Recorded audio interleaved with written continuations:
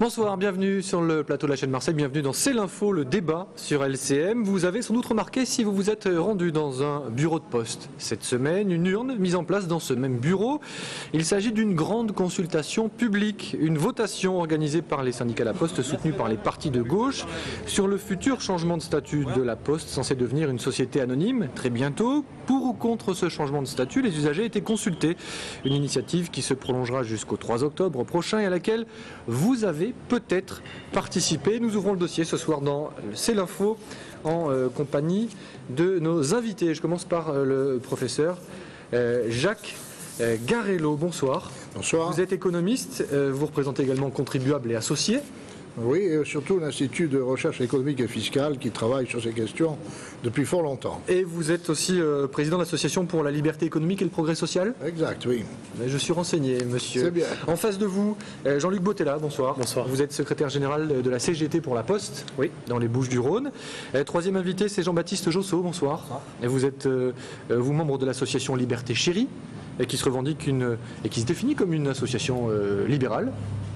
Et puis, quatrième invité, le député PS des Bouches-du-Rhône, Henri Gibraël, bonsoir. Bonsoir. Vous êtes en charge au PS, notamment de ces questions. Tout à fait. Autour de la Poste. Alors, je vous l'ai dit, une consultation était organisée cette semaine, et toujours organisée puisqu'elle est en cours. Elle a débuté lundi dernier et LCM est allée à la rencontre de certains usagers qui ont participé à cette consultation, cette votation. C'était devant la Poste Colbert lundi et Romain Péric a rencontré certains de ces usagers. Regardez. En tant que citoyen, en tant que simple citoyen, j'ai répondu effectivement à cet appel parce que le service public est un service qui doit être défendu par tous les citoyens. J'ai peur quand on voit tous les soucis que ça engendre au niveau du personnel. Exemple, France Télécom, il n'y a rien qui marche comme avant, quoi. Il y a beaucoup plus de soucis maintenant qu'avant. Je tiens à la Poste, je tiens au service public et c'est tout. C'est tout.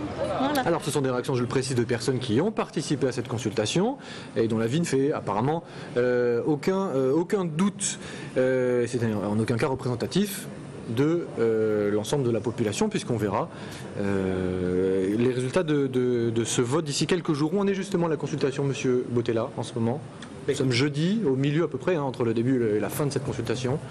Écoutez, ce que je peux dire, c'est que ce qui est en train de se passer à travers cette action, c'est énorme.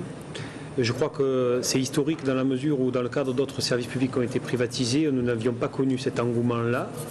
Je crois que l'expérience d'autres privatisations fait que les citoyens aujourd'hui prennent en compte ce qui se passe au niveau de la Poste et que le service public postal, le lien de proximité qu'il a développé tout au long de ces décennies d'activité, je dirais, permet de dire qu'il y a un énorme engouement de la part des citoyens pour soutenir et enfin faire retirer ce projet de privatisation. Alors vous vous rendez compte tout de même que les personnes qui vont se mobiliser pour aller voter sont plutôt des personnes qui sont militantes et qui, à mon avis, vont plutôt voter contre.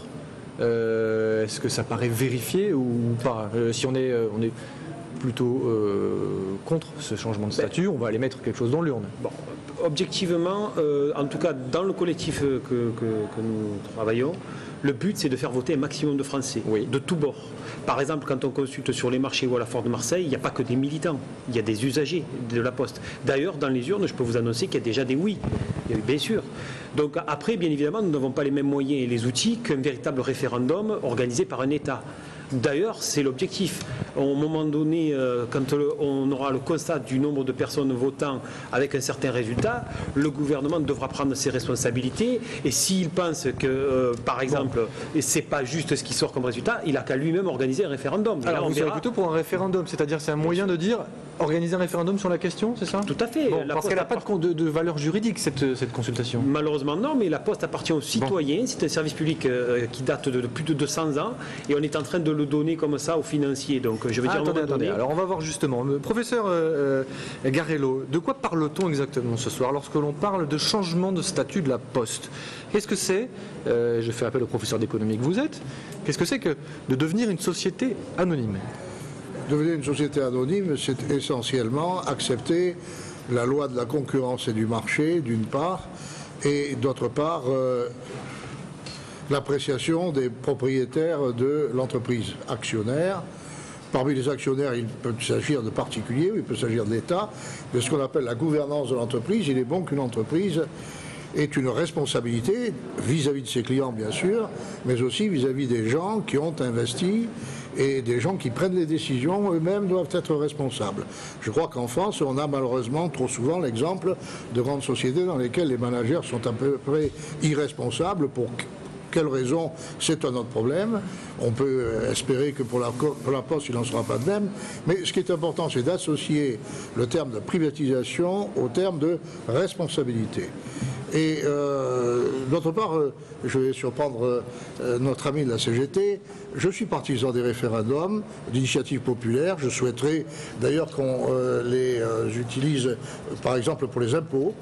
Je suis tout à fait d'accord avec vous pour dire que ce que disent nos parlementaires, excusez-moi monsieur le député, il va avoir la parole, mais vous êtes dans l'opposition, donc ce que je vais vous dire vous satisfera, ne reflète pas toujours nécessairement l'opinion publique. Pourquoi? Parce que quand on est élu député, on ne peut pas décliner la totalité des décisions que l'on prendra au cours de la législature. Alors, Henri Gibrayel, vous avez d'abord traité ce dossier pour le Parti Socialiste, vous êtes en charge des dépôts d'amendements, notamment sur ces questions à l'Assemblée nationale. Les partis de gauche dans leur ensemble, aussi bien socialistes que Parti communiste, ont soutenu cette votation, cette consultation populaire. Expliquez-nous le point de vue des partis de gauche ou du Parti socialiste, en tout cas vous représentez. Je parlerai surtout du Parti socialiste. Oui. Je rejoins l'analyse de Jean-Luc Bottella. Pourquoi? Parce que, si vous voulez, aujourd'hui, on est face à un référendum d'initiative populaire organisé par les partis de gauche, le Parti socialiste et d'autres formations de gauche, et les syndicats. Nous aurions préféré, nous, au lendemain de la déclaration de Jean-Paul Bailly, en date de juillet 2008, que l'État, que le gouvernement se prenne en charge et nous propose un référendum d'initiative populaire tel que l'article 11 de la Constitution le prévoit. Tel n'a pas été le cas.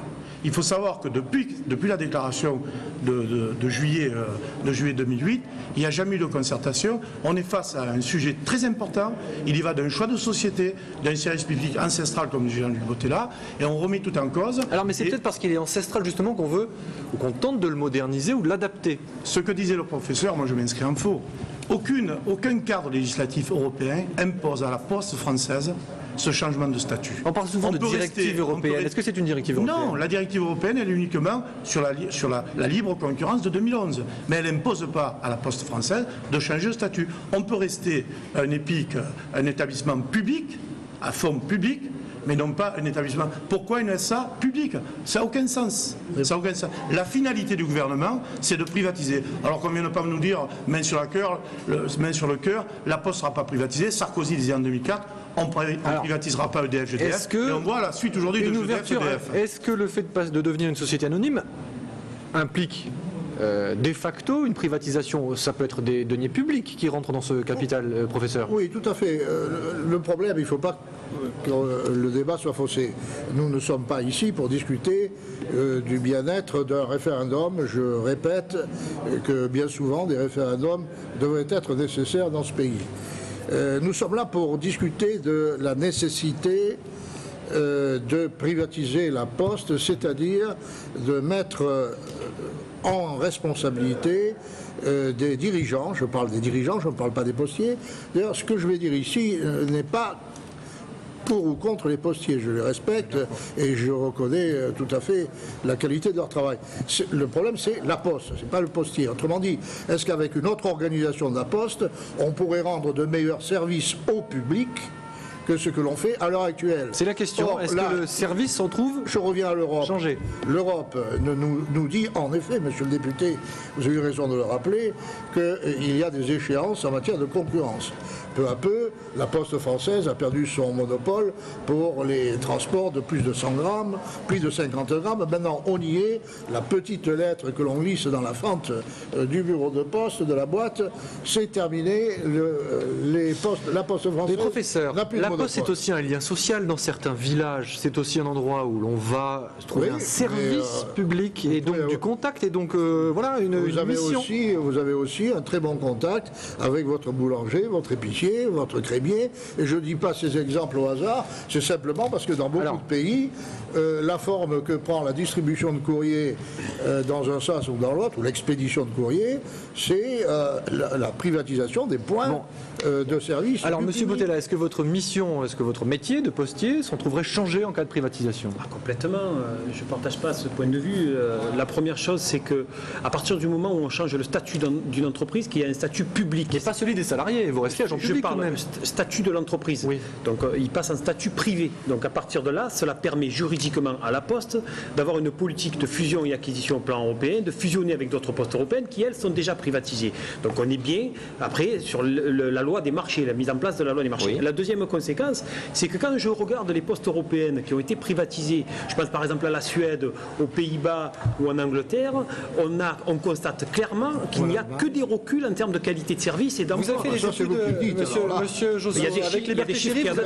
Attendez, j'ai pas fini, mais bon, ça, les chiffres, ils sont impitoyables. Alors, j'aimerais, monsieur, malheureusement, pas pour les postiers, je répète, les chiffres sont impitoyables pour la Poste. Vous avez réalisé des études avec Liberté Chérie sur les autres systèmes postaux en Europe. Voilà, exactement. Nous avons parlé des deux côtés du système suédois.